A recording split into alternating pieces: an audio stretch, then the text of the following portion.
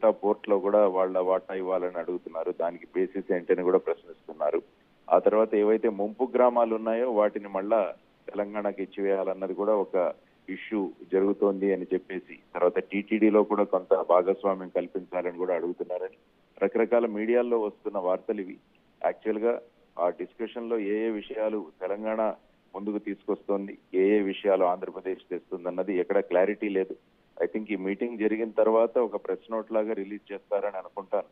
ఆ తర్వాత ఈ చర్చలు రాబోయే కాలంలో ఎలా ముందుకు వెళ్తాయన్నది చూడాల్సిన అంశం. అంటే సార్ మీకు ఎక్స్పీరియన్స్ ఉంది, మీరు హైదరాబాద్లో పనిచేశారు, ఈ రాష్ట్రం గురించి పూర్తి అవగాహన ఉంది. ఇప్పుడు ఆంధ్రప్రదేశ్లో మీరు పార్టీ నడుపుతూ ఉన్నారు, అక్కడ మీకు పూర్తి స్థాయి అవగాహన ఉంది. మీ నాలెడ్జ్లో చెప్పండి, ఇవన్నీ పాసిబుల్లా నిజంగా?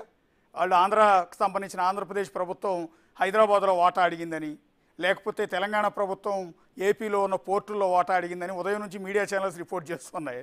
ఇది సగం సగం సమాచారంతో రిపోర్ట్ చేస్తున్నాయి అనుకుంటున్నారా? నిజంగా అలాంటి పాసిబిలిటీ ఉందనుకుంటున్నారా మీరు? ఫ్రాంక్గా మాట్లాడుకుందాం.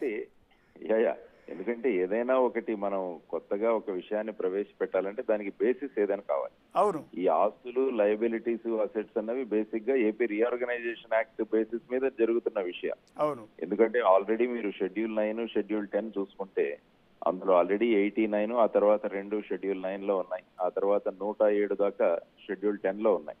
కాబట్టి ఈ చర్చలు ఇవన్నీ కూడా ఏపీ రీఆర్గనైజేషన్ యాక్ట్ లో ఉన్న విషయాల గురించి మాట్లాడుకోవడం. ఆ తర్వాత ఏంటంటే ఇంకొకటి కూడా ఏమంటున్నారంటే ఇందులో ఏవైతే ఇన్స్టిట్యూషన్స్ వాటి పేర్లు ఇందులో లేవో వాటి గురించి కూడా చర్చ జరిగే అవకాశం ఉంది. ఎందుకంటే ఆ సమయంలో కొన్ని విషయాలు అందులో ఇన్క్లూడ్ చేయకపోవచ్చు. ఆ తర్వాత వచ్చిన అంశాలను కూడా తర్వాత జోడించారు. కాబట్టి ఈ మీడియాలో వస్తున్న ఈ విషయాలన్నీ ఏంటంటే ఇవి మిడిమిడి జ్ఞానంతో చేస్తున్నట్టుగా నాకు అనిపిస్తుంది. అదే ఎందుకంటే ఈ విధంగా రకరకాల ఆలోచనలు, రకరకాల ఐడియాస్ తో చేసేవాళ్ళు ఉన్నారు. కాబట్టి అవన్నీ కాకుండా నా ఉద్దేశంలో, నా అనుభవంతో ఈ చర్చలు కేవలం ఏపీ రీఆర్గనైజేషన్ యాక్ట్ లో ఉన్న విషయాలు, తర్వాత షీలా బీడే కమిటీ రిపోర్టు, వీటి చుట్టూనే ఉంటుందన్నది నా అభిప్రాయం. అశోక్ గారు. ఎస్ సార్, ఇప్పుడు పక్క రాష్ట్రాలు విభజన జరిగిపోయింది, 10 ఏళ్ళు కూడా గడిచి 11వ సంవత్సరంలోకి ఎంటర్ అయ్యాం. ఈ సందర్భంలో హైదరాబాద్లో మాకు వాటా కావాలని ఏపీ ప్రభుత్వం అడగటానికి అసలు ఆస్కారం ఉంటుందా? అది సాధ్యం? అది రెండోది, అలాగే పక్క రాష్ట్రంలో గడ్డ మీద ఉన్న అక్కడ సముద్రాలు, లేకపోతే అక్కడ ఉన్న పోర్టుల మీద, లేకపోతే అక్కడ ఉన్న టీటీడీ అంటే తిరుమల తిరుపతి దేవస్థానంలో వాటాని ఈ ప్రభుత్వం అడుగుతుంది అనేది అసలు నమ్ముతారా మీరు? అది పాసిబిలిటీ ఉంటుందో పని ఇవ్వటానికైనా? పాసిబిలిటీ ఉండదు. అంటే అదే అన్నాను నేను, మీడియాలో వస్తున్న కథనాలు ఏమైనా ఉన్నాయంటే అంటే కొంతమంది ఈ చర్చలు ముందుకు జరగకుండా ఉండాలి, ఇలాగే కొనసాగాలి అన్న ఐడియాలు ఉన్న వాళ్ళు కూడా ఉంటారు సమాజంలో కానీ మిగతా. ఎందుకంటే ఇది రాజకీయంగా కూడా చూసే అవకాశం ఉంది దీంట్లో. కాబట్టి వీటన్నిటినీ కూడా మనం దృష్టిలో ఉంచుకుంటే నా ఉద్దేశంతో, నా అనుభవంతో నేను చెప్తున్నా, ఈ చర్చలంతా కూడా ఏపీ రీఆర్గనైజేషన్ యాక్ట్ కి సంబంధించిన పరిధిలోనే ఉంటాయని నేను అనుకుంటాను. Yes sir, thank you sir. అది జేడీ లక్ష్మీనారాయణ గారు చాలా స్పష్టంగా చెప్తూ ఉన్నారు.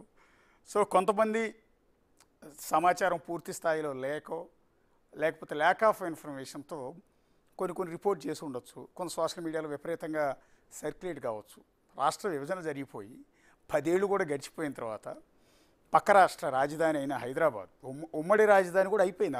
ఆల్మోస్ట్ మొన్న June 2తో హైదరాబాదు 2 రాష్ట్రాలకు ఉమ్మడి రాజధాని అనే ప్రపోజల్ కావచ్చు, ఆ కేంద్రం ఇచ్చిన ఆ హక్కు కావచ్చు, అది కూడా పోయింది. నిజానికి అయిపోయింది ఆ పీరియడ్.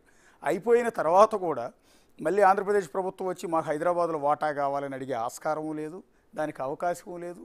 ఒకవేళ నిజంగా అడిగినా కూడా దానికి తెలంగాణ ప్రభుత్వం ఎట్టి పరిస్థితుల్లో యాక్సెప్ట్ చేసే అవకాశం కూడా లేదు. బహుశా అది ఆ ప్రభుత్వం అడగదు, వీళ్ళు ఇవ్వరు, కేంద్రం కూడా దానికి ఒప్పుకోదు. 2 రాష్ట్రాలు అయిపోయి 2 రాష్ట్రాలు అక్కడ ఒక రాజధాని, కొత్త రాజధాని అమరావతి కట్టుకుంటూ ఉన్నారు. అక్కడ అభివృద్ధిలో పరుగులు పెట్టే ప్రయత్నం ఆ ప్రభుత్వం చేస్తోంది.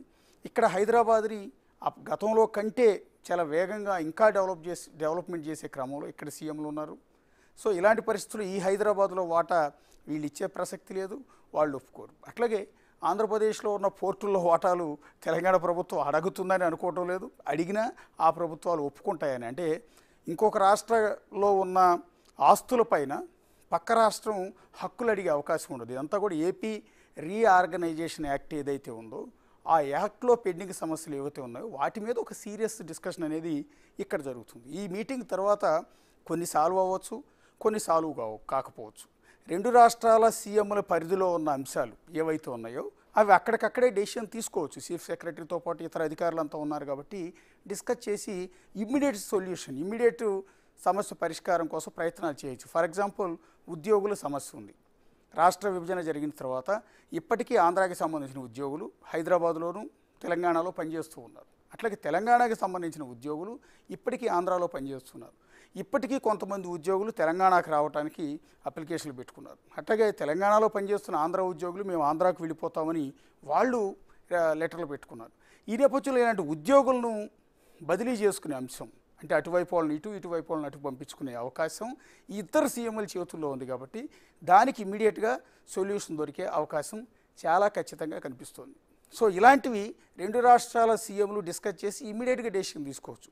ఇక కేంద్రం నుంచి రావాల్సినవి, కేంద్రం అనుమతి కావాల్సినవి, కేంద్ర హోంశాఖ పరిధిలో ఉన్నవి, ఏపీ రీఆర్గనైజేషన్ యాక్ట్లో ఉన్న అంశాలను మాత్రం కేంద్రంతో డిస్కస్ చేసే అవకాశం ఉంటుంది. ఎందుకంటే కేంద్రంతో ఇప్పుడు బీజేపీతో ఆంధ్రప్రదేశ్ ప్రభుత్వం, అంటే ఆంధ్రప్రదేశ్లో ఉన్న తెలుగుదేశం పార్టీ పొత్తులో ఉంది కాబట్టి యాక్సెస్ చాలా ఈజీగా ఉంటుంది. కానీ తెలంగాణలో అధికారంలో ఉన్న కాంగ్రెస్ పార్టీకి, కేంద్రంలో ఉన్న బీజేపీకి ఎట్టి పరిస్థితుల్లోనూ పొసగదు. కేంద్రంలో ఉన్న రెండు వేరు పార్టీలు, కేంద్రంలో అధికారంలో ఉన్న పార్టీ బీజేపీ అయితే ప్రతిపక్షంలో ఉన్న పార్టీ కాంగ్రెస్ పార్టీ. కాబట్టి ఇక్కడ కాంగ్రెస్కి కేంద్రంలో ఉన్న బీజేపీ దగ్గరికి యాక్సెస్ తక్కువ ఉంటుంది. కానీ చంద్రబాబు నాయుడు మధ్యవర్తిత్వం వహించి ఈ సమస్యలన్నింటినీ ఇటు కాంగ్రెస్ తరఫున కూడా అవసరం